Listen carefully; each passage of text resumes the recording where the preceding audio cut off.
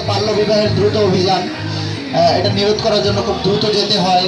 তারপরে দেখে গেছে যে আপনার মাদকদ্রব্য নিয়ন্ত্রণ অভিযান, এগুলো খুব দ্রুত যাতে করা যায় এজন্য মোবাইল কোড সার্ভিসে আমরা SMS এর মাধ্যমে হেল্প করে আসতেছি।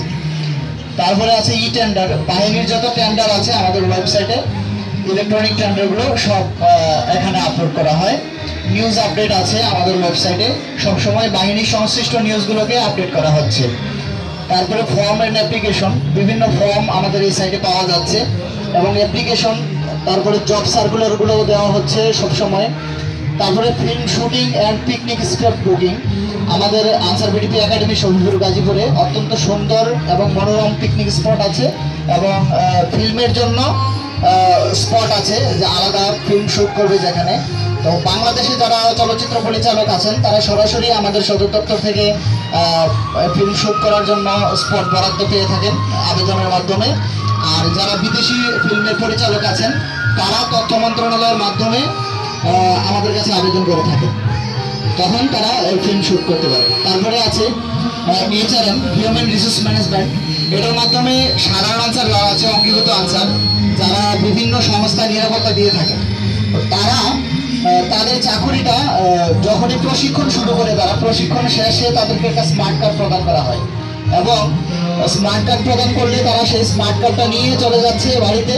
তখন তাদেরকে SMS এর মাধ্যমে জানিয়ে দেওয়া হয় সে কোন জেলায় কত তারিখে জয়েন করবে।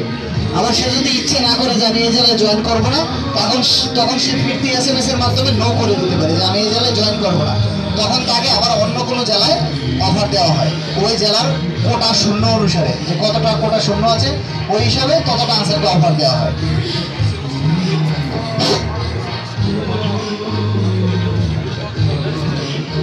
অনেকের সময় দেখা গেছে যারা গ্রাম থেকে আসে এখনো বাংলাদেশের শতভাগ মানুষ মেইল ব্যবহার করে না, যে কারণে এখনো SMS এর মাধ্যমে দেওয়া হয়। ভবিষ্যতে যদি মেইলের প্রয়োজন হয়, দেখা গেছে সবাই মেইল ব্যবহার করছে, সকল আনসার সদস্য মেইল ব্যবহার করতেছে, তখন তাদেরকে মেইলেই দেওয়া হবে।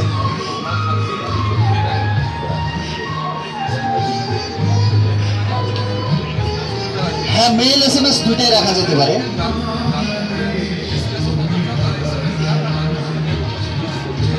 Thank you. মেইলটা আসলে সবাই লগ ইন করেই দেখে, তো SMS-টা ইনস্ট্যান্ট সবাই হাতে থাকে, ইনস্ট্যান্ট, তো SMS-টা দেওয়া হয়। ভবিষ্যতে আমাদের এই পরিকল্পনা আছে যে মেইলের মাধ্যমে দেওয়া হবে, SMS এর মাধ্যমে দেওয়া হবে। থ্যাংক ইউ আপনাকে।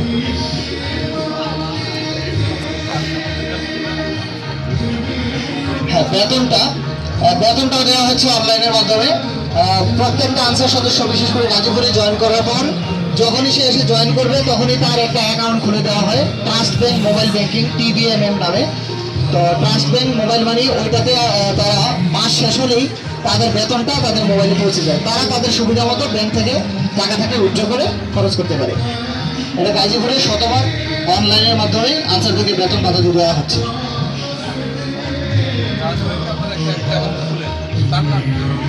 হ্যাঁ, সে ব্যক্তিগতভাবেই অ্যাকাউন্ট খুলে আসে, এখান থেকে জয়েনিং লেটার যেটা তার নিয়োগপত্র সেটা নিয়ে সে ব্যাংকে চলে যায়। ব্যাংকে গেলেই তার নিয়োগপত্রটা দেখালে তাদের সাথে আমাদের কন্ট্যাক্ট আছে, গেলেই তার অ্যাকাউন্ট খুলে দেয় এবং আনসার সদস্য হিসাবে স্যালারি অ্যাকাউন্ট খোলা হয়।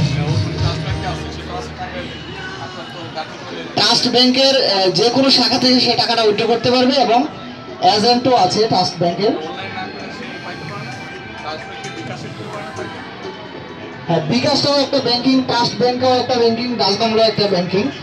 যখন যেখানে সুবিধাজনক মনে করে ওই জেলা একটা বেস্ট। যদি আমরা বিকাশের সাথে করি তাহলে সবাইকে বিকাশে দিতে হবে, যদি আমরা ডাচবাংলা ব্যাংকের মাধ্যমে করি সবাইকে ডাচবাংলা ব্যাংকে দিতে হবে।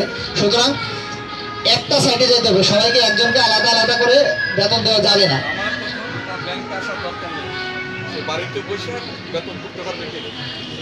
বাড়িতে বসে প্রত্যেকটা ক্ষেত্রে বাড়িতে বসে কেউ টাকা নিয়ে যাবে না তার কাছে। যখনই যে যাবে টাকা তোলার জন্য তখন সে টাকাটা তোলার জন্য কোনো না কোনো এজেন্টের কাছে যেতে হবে, যেমন বিকাশের এজেন্টের কাছে যাইতে হবে।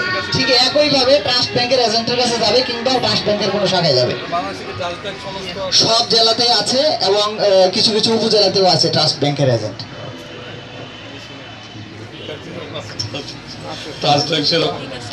তবে আমার অনুরোধ থাকবে বিকাশেও তাদের টাকাটা যেন বিকাশে চলে যেতে পারে।